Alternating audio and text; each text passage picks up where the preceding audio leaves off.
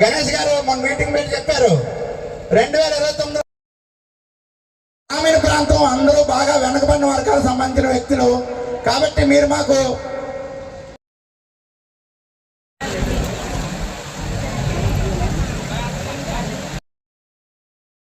ఈరోజు 100% strike rate Ganesh గారిని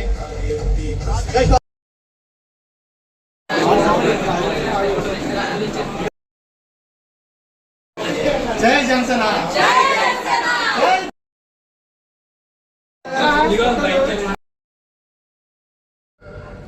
పవన్ కళ్యాణ్ గారు అనేది ఒక వ్యక్తి కాదు, అది ఒక శక్తి. పవన్ కళ్యాణ్ గారిని తక్కువ అంచనా వేస్తే ఏం జరుగుద్దో ఎలక్షన్ ముందు ఎలక్షన్ తర్వాత అప్పటి ప్రభుత్వానికి తెలిసొచ్చేసరికి వాళ్ళ చేతులు కాలిపోయాయి. పవన్ కళ్యాణ్ గారిని వ్యక్తిగత దోషణలు చేస్తూ ఆయన తగ్గించి మాట్లాడినప్పుడల్లా ఆయన బలపడుతూ బలపడుతూ బలపడుతూ పెరిగాడు. పెరగటమే కాదు, ప్రభుత్వ వ్యతిరేక ఓటు చేలనివ్వను, చంద్రబాబు నాయుడు గారు, నేను, నరేంద్ర మోడీ గారు 3 పార్టీలు కలిసి పోటీ చేస్తా, అధికారంలోకి వస్తా, నీ సంగతి చూస్తామని చెప్పి ఆ రోజు చెప్పాడు. ఈ రోజు చేసి చూపించాడు. ఏ రోజైనా కూడా పవన్ కళ్యాణ్ గారు శాంతంగా ఉంటే, పవన్ కళ్యాణ్ గారు అవతల వ్యక్తి మీద జాలి పడితే పోనీలేని వదిలేస్తే తప్ప పవన్ కళ్యాణ్ గారు 3వ కన్ను తెరిస్తే ఎలా ఉంటుందో మొన్న ఎలక్షన్ లో చూపించామని కూడా మీకు తెలియజేస్తా ఉన్నా. మరి ఏదో గెలిచామని చెప్పి ప్రజల్ని గాలి వదిలేయకుండా ఏదైతే 24 ఎలక్షన్లో మనం వాగ్దానం చేశామో అవన్నీ నెరవేరుస్తూ మరి 1 సంవత్సర కాలంలోనే మీరు గమనించండి, సంక్షేమ కార్యక్రమాలే కాదు అభివృద్ధి కార్యక్రమాల్లో ఏది చెప్పామో అది అంతకన్నా వేగంగా కార్యక్రమాలు చేస్తా ఉన్నాం.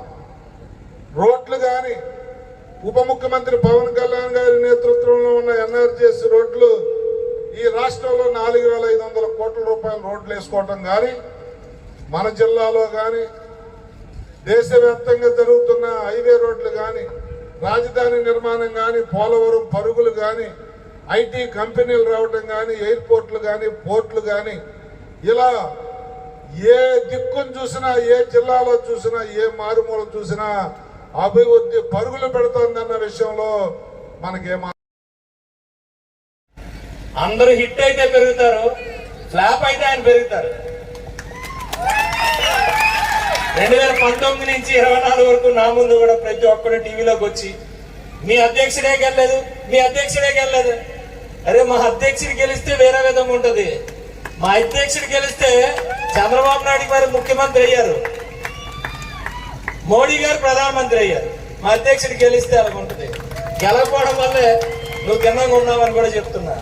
ఎందుకంటే గెలలేదు ఆ రోజు కాబట్టి ఈ రోజు ఎంత గట్టిగా ఇద్దరిని గెలిపించాం, ఒక దేశాన్ని కూడా మనం నిలబెడుతున్నాం. దయచేసి అర్థం చేసుకోండి, మీరు దయచేసి అర్థం చేసుకోండి. ఇక్కడ చాలా లాజిక్ ఎవడు ఎన్ని మాట్లాడుకున్నా అనవసరం. కానీ ఈ రోజు ఆంధ్రప్రదేశ్ రాష్ట్రం ముందుకెళ్తుందంటే కారణం పవన్ కళ్యాణ్ గారు మాత్రమే. గుర్తుపెట్టుకోండి, అందులో డౌట్ ఏం లేదు.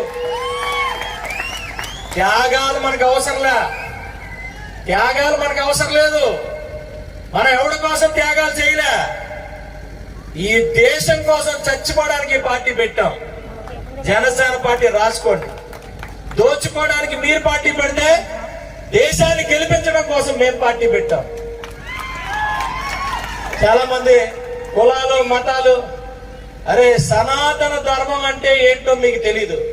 సనాతన ధర్మం అంటే కేవలం ఒక హిందూ కాదమ్మా. సనాతన ధర్మం ఉన్నది కాబట్టే ఈ దేశంలో అన్ని కులాలు, అన్ని మతాలు, అన్ని వర్గాలు, అన్ని భాషలు ఉన్నాయంటే కేవలం సనాతన ధర్మం ఉంది కాబట్టి.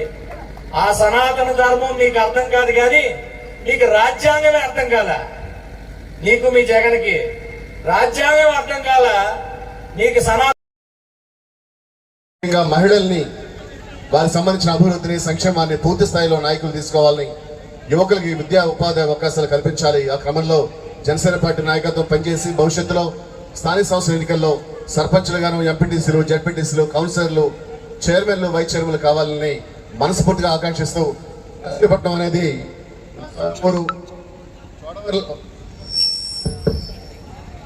చోడవరంలో నేను సెటిల్ అయిపోయినా ఇదే నర్సీపట్నంలో చదువుకుని ఇంటర్మీడియట్, గ్రాడ్యుయేషన్ చదువుకున్న మనిషిని.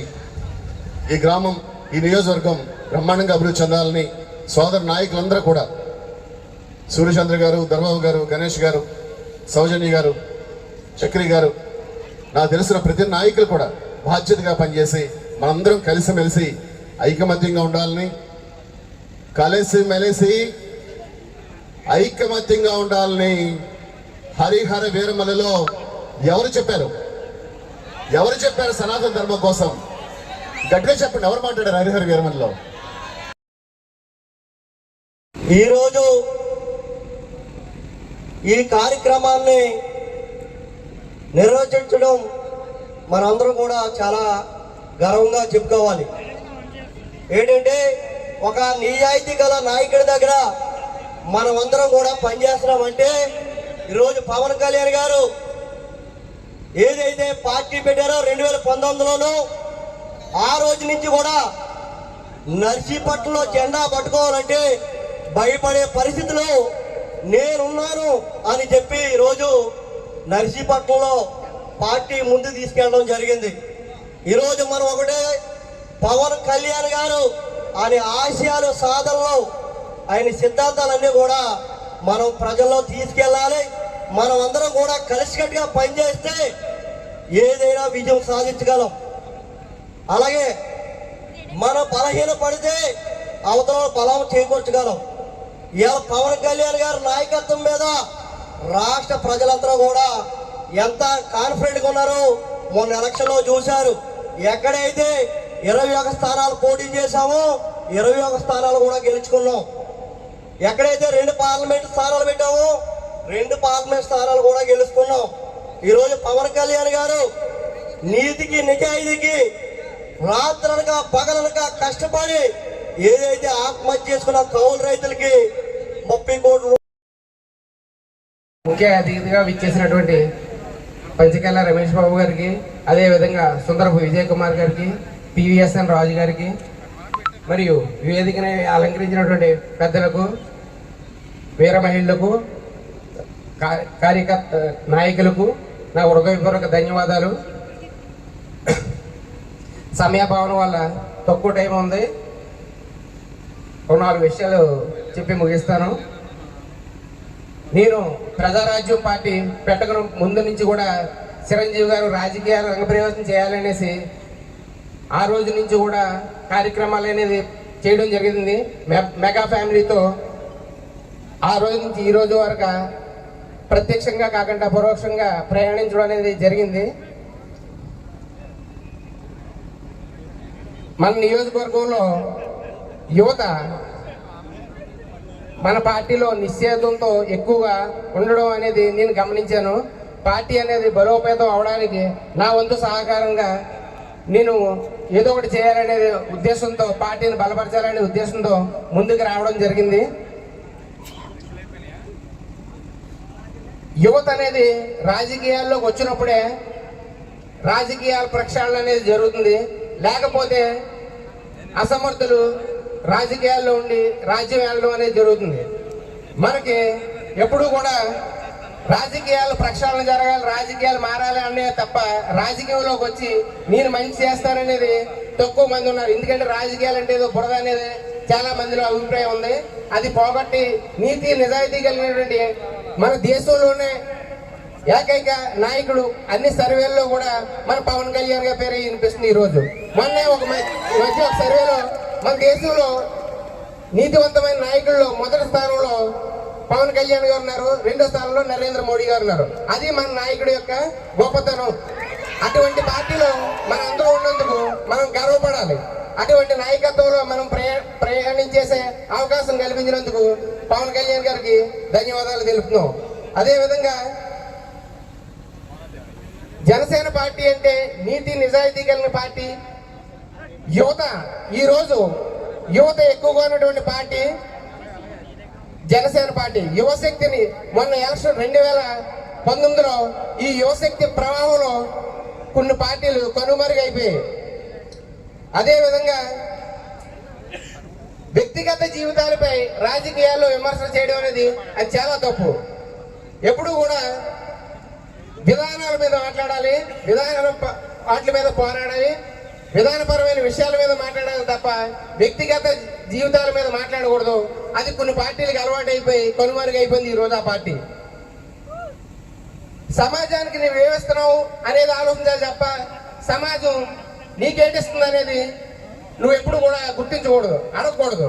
సమాజానికి నీ వంతుగా నువ్వేం చేస్తున్నావు అదే మనకి ఇంపార్టెంట్. నెక్స్ట్ కులాలకు అతీతంగా రాజకీయాలు అనేది నడవాలి తప్ప కుల రాజకీయాలు, కుల ముద్ర అనేది ఎప్పుడు ఒకరిపై వేయకూడదు. ఏ కులం వాడు ఒక కులానికి అదే కులం అందరికి న్యాయం చేయడం అనేది జరగదు.